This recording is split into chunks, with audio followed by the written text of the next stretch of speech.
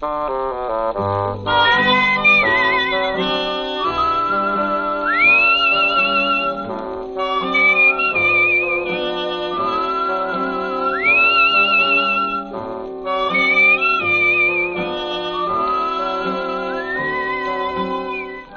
Dick Powell as Richard Diamond, private detective.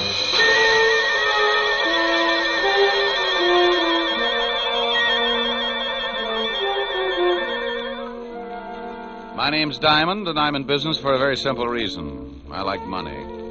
Oh, sure, I could do better, but I don't believe in straining myself. I might make a few bucks more, but so what? You work harder, your back gets weaker, and you take that extra couple of bucks and spend it for a brace to keep you from folding in the middle.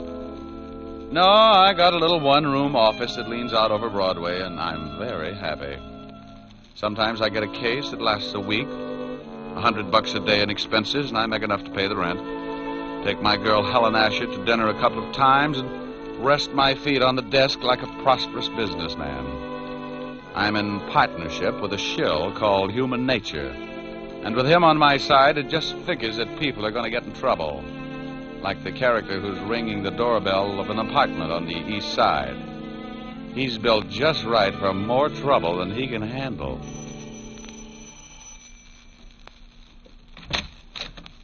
Well. Hello, Mrs. Moran.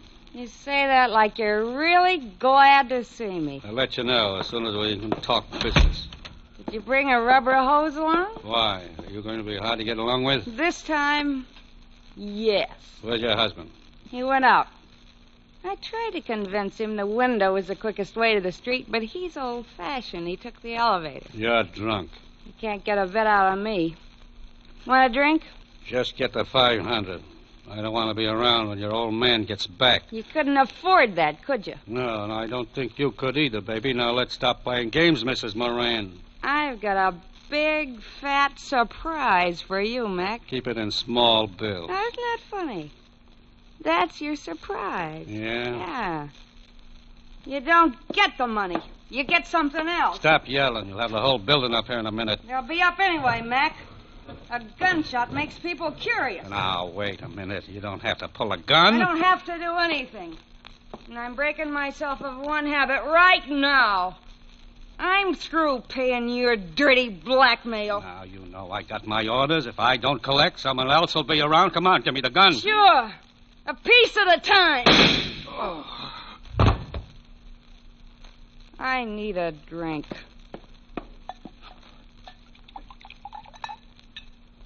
Well, here's to nothing, Betty, old girl.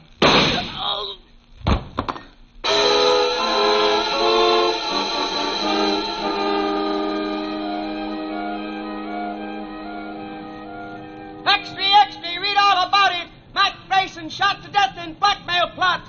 Socialite Betty Moran kills gangster, then takes own life. Read all about it, paper. Hey, kid. Oh, paper, mister? Yeah. Hey, keep the chair. Oh, thanks. Wealthy wife of William Moran kills... Well, I have to call Mr. Moran. No sense to lose a good source of income.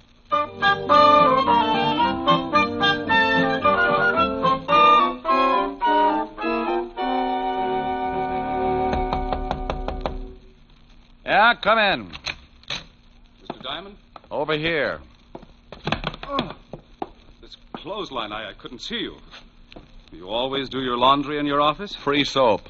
Pull up a chair, Mr. Moran. William Moran. Oh. Nice pair of Argyles. One of my old clients. Sends them down from Sing Sing. Have you read the morning papers, Mr. Diamond? I haven't had time. Took some throw rugs down to the laundromat before I started on the socks. My wife died last night. What did you eat for breakfast? Why, pancakes and eggs? Why? You must eat a whole pig when you're not in mourning. How did she die? She was shot to death. Couldn't she get two people for a pyramid club? She was being blackmailed. It's usually the other way around. The victim shoots the blackmailer. She did that. His name was Mac Grayson. Hmm? I want you to find the other man behind this blackmail ring. Oh, what makes you think there was more than one? I received an anonymous phone call this morning.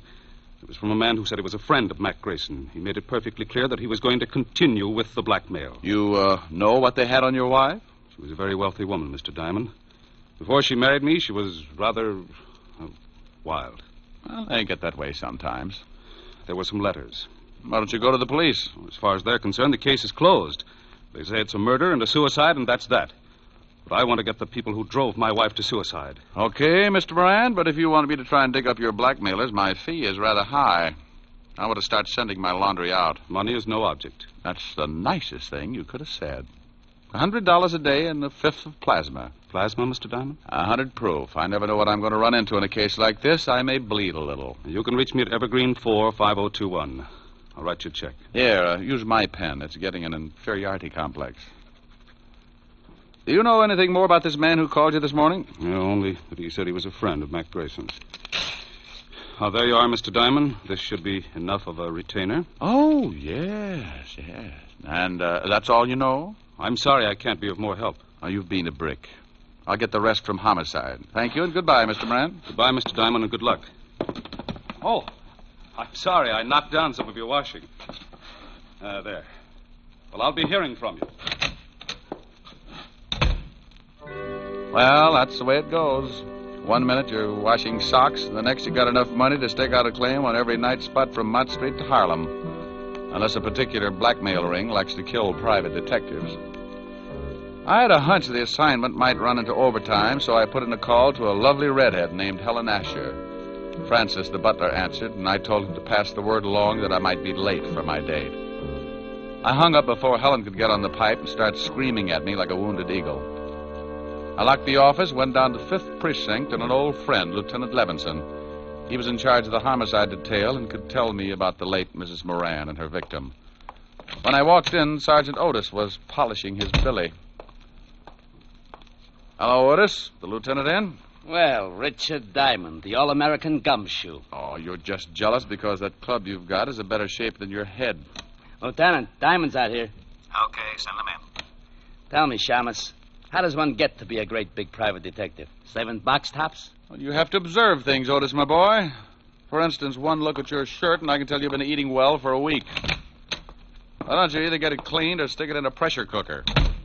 Hello, Walt. Now, wait a minute, Rick. If you've got a body somewhere, take it to another precinct. No, I'm a little short right now, but maybe I can dig one up. What I said. Yeah, that was a swell one. Is this just a social visit, or am I a dreamer? It's about the Moran suicide. You handle it? Uh-huh. One of the neighbors called us. They're both deader than Otis on a double date. What about the Grayson guy she knocked off? Cheap thug, couple of convictions. Oh, don't tell me Moran's been to you with that blackmail story. Yeah. He seems to think Grayson was working with someone. Rick, that guy pestered us all morning, but there's no proof of blackmail or anything else, except 2 people got killed. Give me a quick rundown.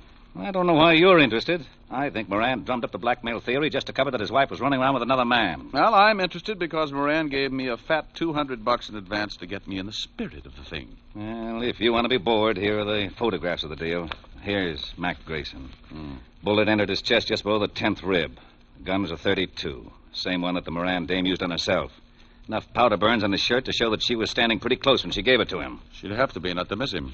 Now, you can see she was lying about 10 feet from Grayson near the bar. Huh? Probably needed a stiff shot before she knocked herself off.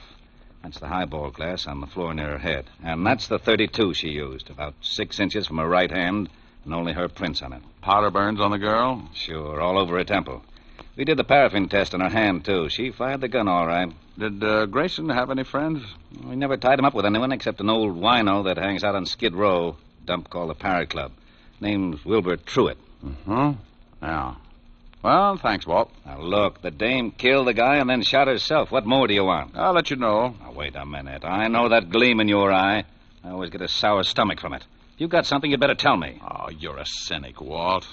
Have you talked to this Wilbur Truitt? We questioned him this morning. Got a tail on him? Sure, but he won't take us anywhere. Now, what are you cooking up? Well, maybe you think there's something to Moran's blackmail story. Oh, don't be an idiot. Then what are you tailing Truitt for? Because I can't take a chance. Blackmail's a federal rap, and if Moran keeps stirring up trouble, I want to be able to prove he's nuts. Now, you look here. I want to know what's on your mind. I'll send you a letter. Oh, Otis.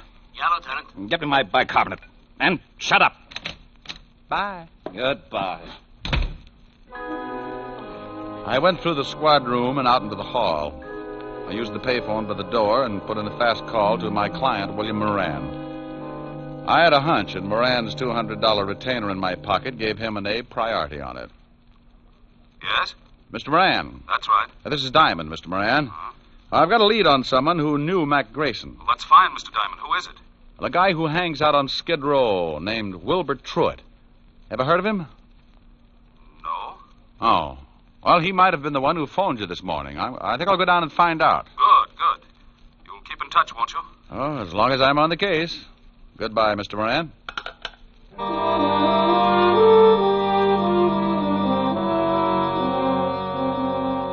I left the 5th Precinct and headed for Skid Row. If you've never seen the street, it's a liberal education in the misery of human beings. Even the sun winds up with a hangover if it shines on the place too long. The Parrot Club was a cellar with a low ceiling and a drink of wine for 10 cents a glass. The smell of stale alcohol was so strong that if you opened the door to air the place out, the walls would probably cave in. I found Wilbur Truitt sitting at the bar with a dirty towel around his neck. He held the towel and a glass of wine in one hand, and with the other he pulled the towel, lifting his hand and the glass up to his mouth. You must have been an engineer. I learned this little stunt in grammar school, bucko. I started missing my mouth 30 years ago, so I use this towel as a sort of alcohol pulley. It cuts down the element of risk.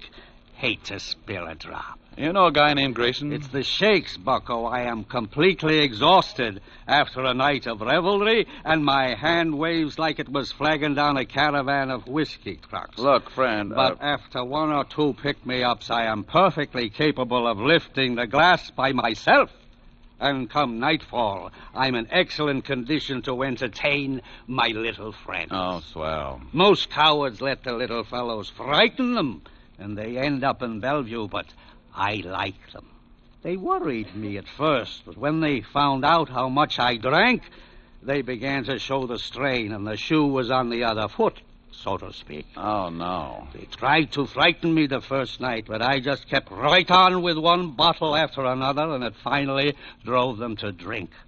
Now my DTs have hallucinations. We are rapidly building up a thriving community. What were you saying, bucko? Something about the evils of self-indulgence, but I've forgotten now. Good. In that case, I will let you buy me a drink. Oh, sure. Waiter, bring the bottle. You just gave me cold chills. If I lick your hand, it's only a sign of fond endearment. Okay. Now, do you know a guy named Grayson? I knew there was a catch. Are you a cop? No. In that case, I trust you. Besides, you are holding that lovely bottle. What about Grayson? First, a small glass of truth serum. First, Grayson. I can't stand to look, so I will turn my back on the bottle and tell you what I know. Mr. Mac Grayson, a very unsavory character who reached a sudden demise last evening, dealt in smutty pasts and made them pay off by milking his victims. He has only one friend, a Mr. Leo Fink. Now, please, I'm beginning to spit out wads of cotton. Where does this Fink live? Oh, you are indeed a heartless rogue. I was once. You aren't by any chance a spy from the Purity League? You get the bottle when I find out where Leo Fink lives. 1120 2nd Avenue now, please. Now, here you are. Don't struggle with the cork, bucko. I have just acquired the strength of an uncropped Samson. And as I gaze upon this ruby goblet, I am reminded of the fact that you are not the first to come seeking the whereabouts of one Leo Fink. Huh? Play it back in English. A thug with the disagreeable habit of twisting my ascot approached me not 10 minutes before you came in seeking the same information. Did you give it to him? I had to. One more pull on my tie, and dissipation would have been a thing of the past. Thanks, Wilbur. Here, buy yourself another jug. Oh, bless you. And good morrow, cousin. Here's to my love. Oh, true apothecary. Thy drugs are quick. Thus, with a kiss, I die.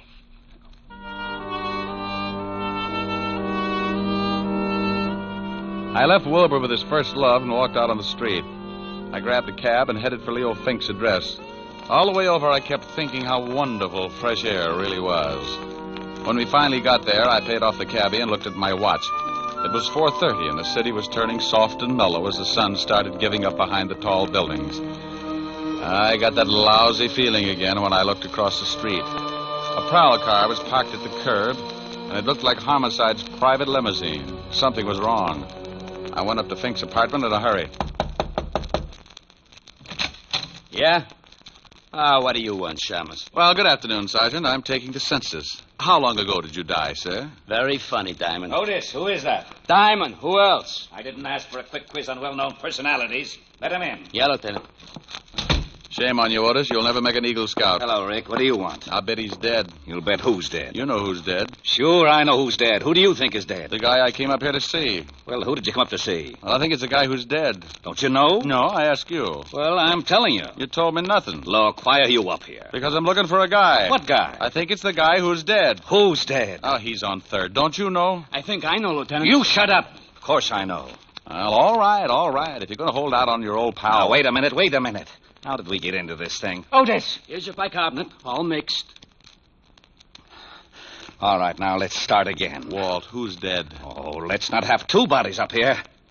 The guy's name is Fink. Leo Fink. Why did you say that in the first place? Because I don't have to do anything I don't want to do. Walt. Lieutenant Levinson. Now, what are you doing up here? Well, I came up to see Leo Fink, that's all. Well, he's in the other room. If he spills anything, don't believe it. He's been dead for 10 minutes. That's too bad. He knew Mac Grayson. Yeah, how did you find out? That sweet old gentleman you sent me over to, Wilbur Truitt. Oh, you got something out of him, huh? What else did he tell you? Nothing, but we struck up quite a friendship. I'm going to go back over and see what another bottle of wine will do to his memory. I'd better haul him in. Oh, don't do it, Walt. Don't do it. I can find out things a lot quicker. Shh. I got a system. Okay, but keep me posted. I've got to clean up here. How did Fink get it? 2 bullets in the head. No idea who gave it to him. They used a Luger, I think. Hey, have you questioned Otis? Oh, go on. Get out of here. Walt, tell me, did you check the prints on that highball glass next to Mrs. Moran to find out whether they were from her right or left hand? Now, what difference does it make? I'll let you know. Now, you wait a minute. No, I can't. I'm behind schedule now. Bye. Oh, Otis!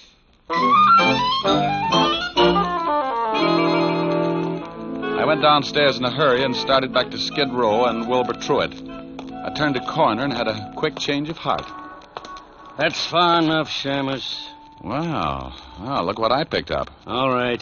Get into this alley. Now, why don't you put that cannon away? It shows up like a pair of gums at a dentist convention. Turn around and get going. I can run if it would help. Take your time. You haven't got too much of it left. Stop nudging. You got a cold barrel. Don't you like it? No, but it helps. A lesson in the manly art of self-defense. Next time, don't get so close with a gun. Well, what do you know? A Luger. Okay, so I'm a Butterfingers. You got the gun now. What are you going to do? I got a mean streak, and it shows up when someone tries to kill me. I'm going to ask a couple of questions, and if you don't answer them, you'll wish you'd picked on an octopus. Now, get up. Oh, you're a big one. Now, who sent you after me? I don't know. Who sent you after me? Honest, I don't know. Oh, wait a second. All right. The guy told me on the phone his name was Jones. Sure, first name's John. Oh, wait. I know it's a phony, but he was recommended. You get paid for your work, don't you? Yeah, but this one I collect after the job. Where? I thought you'd gotten over that stubborn streak. Okay. The 8 o'clock ferry to Staten Island.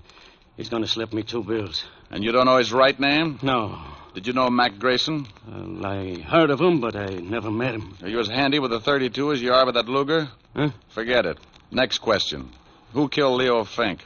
Oh, that's a pretty big one. Okay, I'll word it differently. Who killed Leo Fink? I'll take the beating. Yeah. Well, I got a hunch this Luger of yours will check with ballistics. Come on. Homicide's still up in Fink's apartment. No, it's... What did you say? Okay.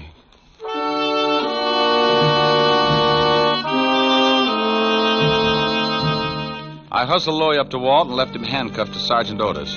They deserved each other. Louis said he was going to be paid off at 8 o'clock, and my watch said it was 7:15. That gave me 45 minutes to check at Homicide and still catch the ferry to Staten Island.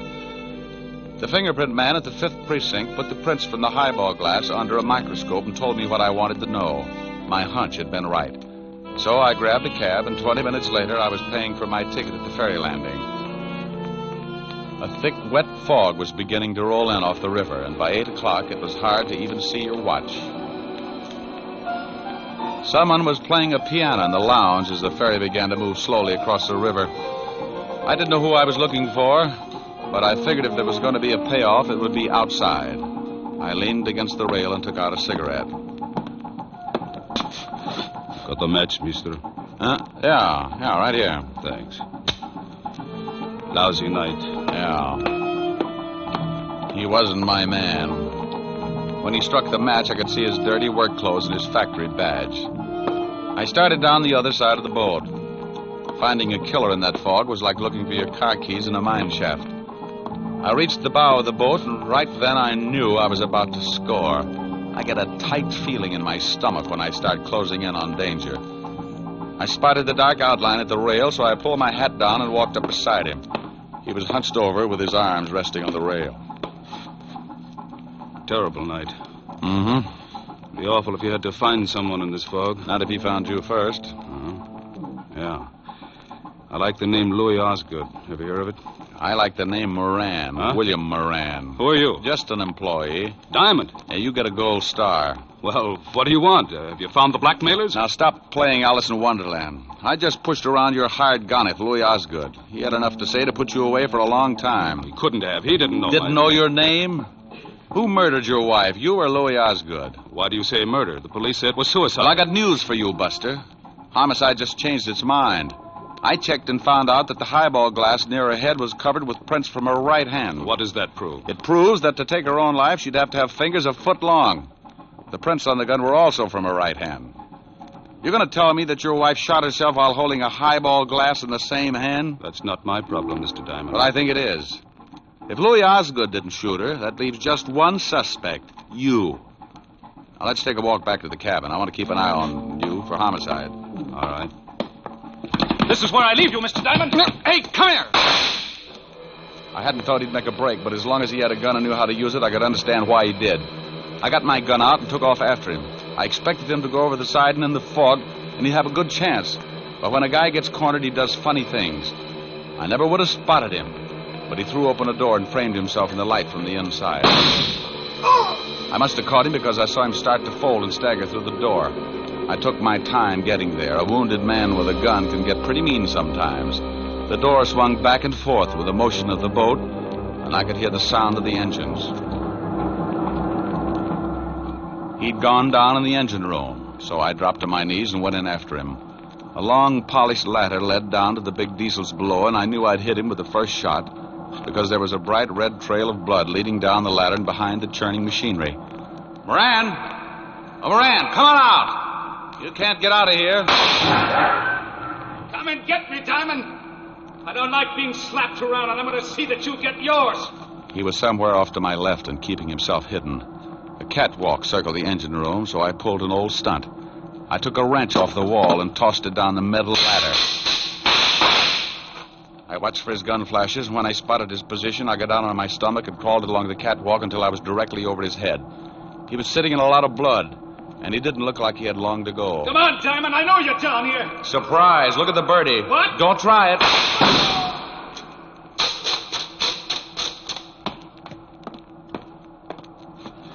Sorry, Moran, but this just wasn't your night. You want to tell me about it? I shot my wife. I came in just after she shot Grayson. And she was standing at the bar with her back to me, mixing a drink. She dropped the gun by Grayson's body, so I picked it up and shot her. Wiped my prints off and put hers on it. Why did you do it? I hated her. She had money. I found some letters and turned them over to Mac Grayson, the well-known blackmailer. I wanted him to drive her crazy until she drank herself into a sanitarium, and then I'd have her money. I never guessed she'd kill Grayson, but when I did, I saw a chance to kill her and make it look like suicide. You should never have called me. The police were satisfied. I had to find Leo Fink. He knew I'd hired Grayson, and he was going to blackmail me. So when I dug up the little wino that knew Fink, you hired Louis Osgood to bump Fink and me. Is that right? Hey, Moran. Oh, well, it was a dull conversation anyway. Lousy night.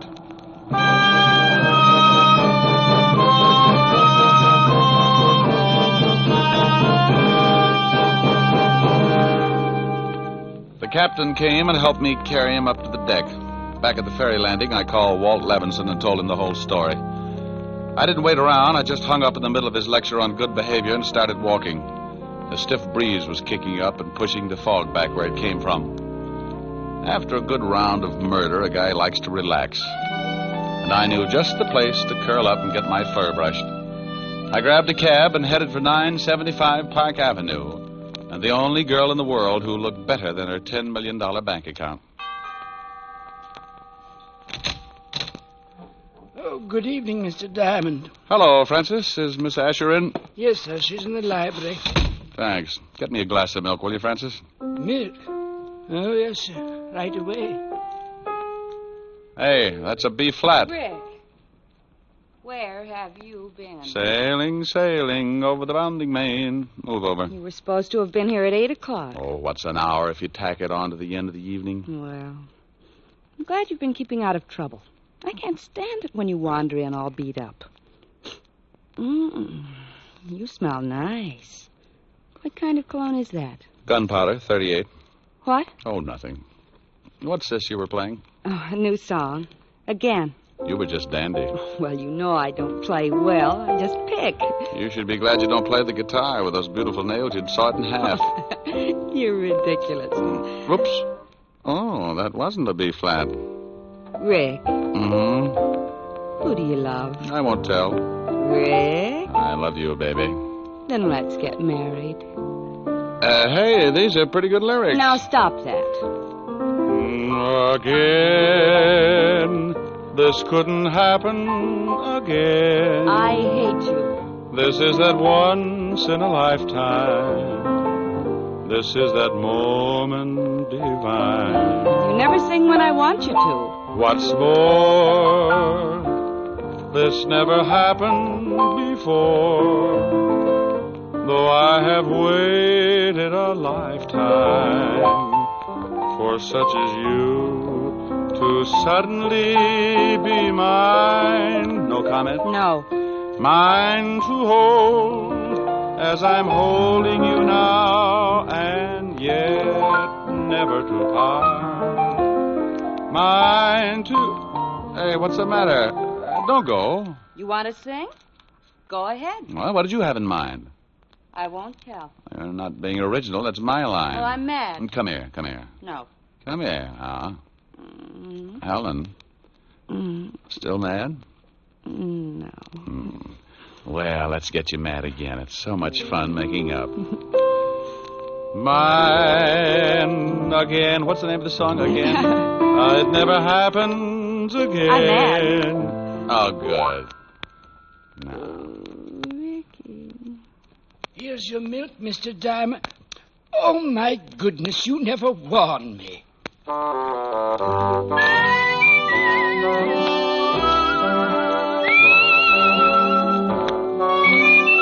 You've just heard Richard Diamond, Private Detective, starring Dick Powell. Helen was played by Virginia Gregg, Lieutenant Levinson by Ed Begley.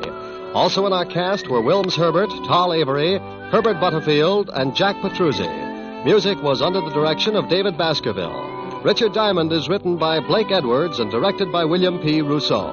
Now, this is Eddie King inviting you to be with us again at the same time next week when we will again bring you Dick Powell as Richard Diamond, Private Detective. This program has come to you from Hollywood. Now NBC brings you a three-way cavalcade of grand comedy with Phil Harris and Alice Faye, Fred Allen and Henry Morgan, all following in fast succession over most of these NBC stations. This is NBC, the national broadcasting company.